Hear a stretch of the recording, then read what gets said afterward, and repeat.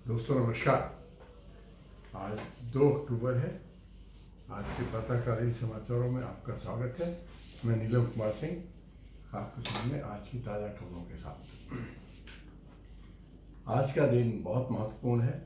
आज के दिन भारत में 2 महान सपूत पैदा हुए थे, जिसमें एक का नाम था महात्मा गांधी।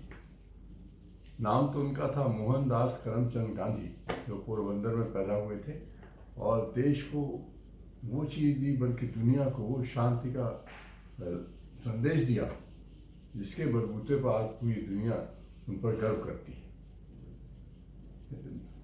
देश ही नहीं, पूरा विश्व उन पर गर्व करता है। यहाँ तक कि दक्षिण अफ्रीका में भी उनकी मूर्तियाँ लगाई गई हैं। किसी भी देश का प्राइम मिनिस्टर हो या राष्ट्राध्यक्ष बिना गांधी जी की मूर्ति पर माल्यार्पण किए देश में भ्रमण नहीं करता है। दूसरे सपूत हुए हैं भारत के दूसरे प्रधानमंत्री लाल बहादुर शास्त्री। इन दोनों महान विभूतियों का आज जन्मदिन है। आप सभी को इस पावन पर्व की बहुत बहुत शुभकामनाएं। दोनों महान विभूतियां अपने में महत्वपूर्ण थी।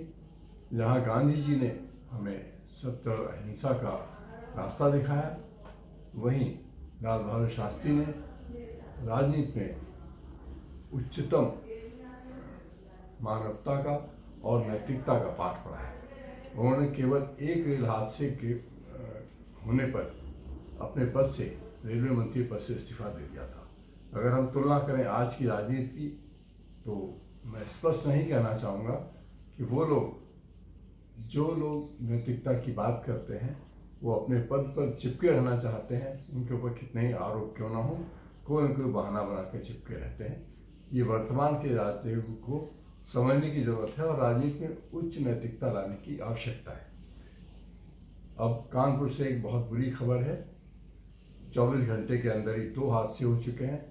कानपुर के घाटमपुर के अंदर ट्रैक्टर ट्रॉली पलटने और नदी में गिरने से 26 लोगों की मौत हो चुकी है और अनेकों घायल हैं। प्रधानमंत्री, मुख्यमंत्री सभी ने संवेदनाएं व्यक्त की हैं। मुआवजा भी घोषित किया है।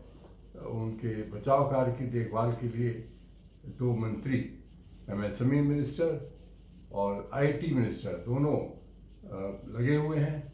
लेकिन क्या इस तरह की मुआवजा से जान की कीमत दी जा सकती है? हमें देखना होगा कि हम हादसों किस तरह टालें।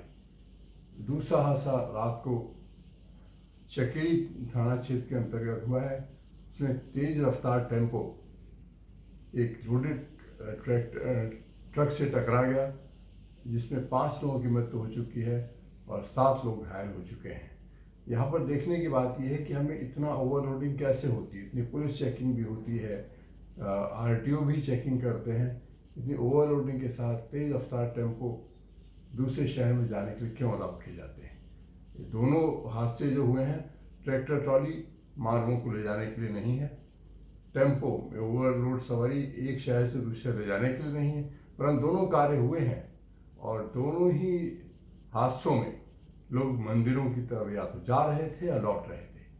जो ट्रैक्टर ट्रॉली टेम्पो हादसे में जो लोग हैं वो मुंडन के लिए उन्नाव चंद्रिका देवी जा रहे थे और जो ट्रैक्टर ट्रॉली में मरे हैं वो लोग चंद्रिका देवी से लौट रहे थे। हमें ध्यान रखने की ज़रूरत है। हमें धर्म के साथ साथ सुरक्षा और मानव संपदा की सुरक्षा की भी बहुत ज़्यादा आवश्यकता है। इसमें हमें सड़क हादसे और शराब पीना, इन सब चीज़ों पर विशेष ध्यान देकर हमें रोक लगाने की आवश्यकता है। इसके बाद इस समय दशहरा आने वाला है। दशहरे पर सभी जगह रामलीलाएँ होती हैं। दिल्ली में विशेष रूप पर रामलीला मैदान है, वहाँ की रामलीला अत्यंत मशहूर भी है और वहाँ पर रामलीला में मच्छरों से निपटने के लिए फॉगिंग का कार्य सभी रामलीला मैदानों में प्रारंभ किया जा चुका है। एक और बड़ी खबर है कि उत्तराखंड में कॉमन सिविल कोड, जो बड़ा विवादित भी रहा है और इस पर अलग अलग धारणाएं रही हैं, मेरा व्यक्तिगत विचार ये है कि पूरा देश एक गुलदस्ते की तरह है। यहाँ तरह तरह के लोग रहते हैं, तरह तरह की सभ्यताएं हैं और उनकी अपनी विचारधाराएं भी हैं। कॉमन सिविल कोड का बनाया जाना इसका निर्णय उत्तराखंड सरकार कर चुकी है और इस पर जनता से विचार विमर्श किया जा चुका है। सीआरपीएफ और आईटीबीपी हमारे देश की रक्षा में, आंतरिक सुरक्षा में और बाहरी सुरक्षा में अत्यधिक महत्वपूर्ण योगदान देती हैं। दोनों संस्थाओं सीआरपीएफ और आईटीबीपी के नए प्रमुख की नियुक्ति की जा चुकी है।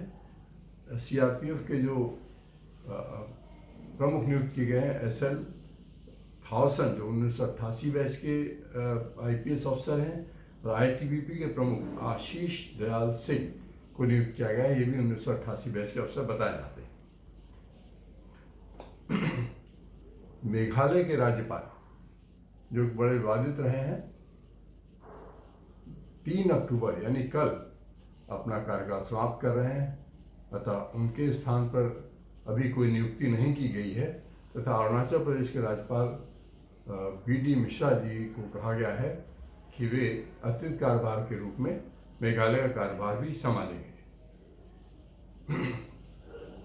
घाटमपुर से एक बड़ी खबर है।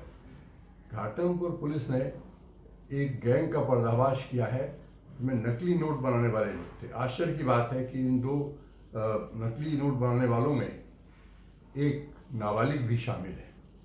अभी ये जानकारी नहीं है कि कितने नोट वो लोग छाप चुके थे, लेकिन एक अनुमान के मुताबिक ये 2 लोग लगभग 3 लाख रुपए के नोट बाजार में चला चुके हैं। इसके अलावा एक बुरी खबर केरल से है। केरल के वरिष्ठ मार्क्सवादी नेता तथा केरल राज्य के पूर्व गृह मंत्री कोडियार बालाकृष्णन का निधन हो गया है। इन्हीं शब्दों के साथ आज मैं आपसे विदा लेता हूँ और पुनः आप सभी लोगों को 2 अक्टूबर जो राशि पर्व भी है की शुभकामनाएं। धन्यवाद, नमस्कार। पुनः इस अनुरोध के साथ कि हमारे चैनल को सब्सक्राइब करें और ज़्यादा से ज़्यादा शेयर करें, हमारी हौसला अफजाई होगी। नमस्ते।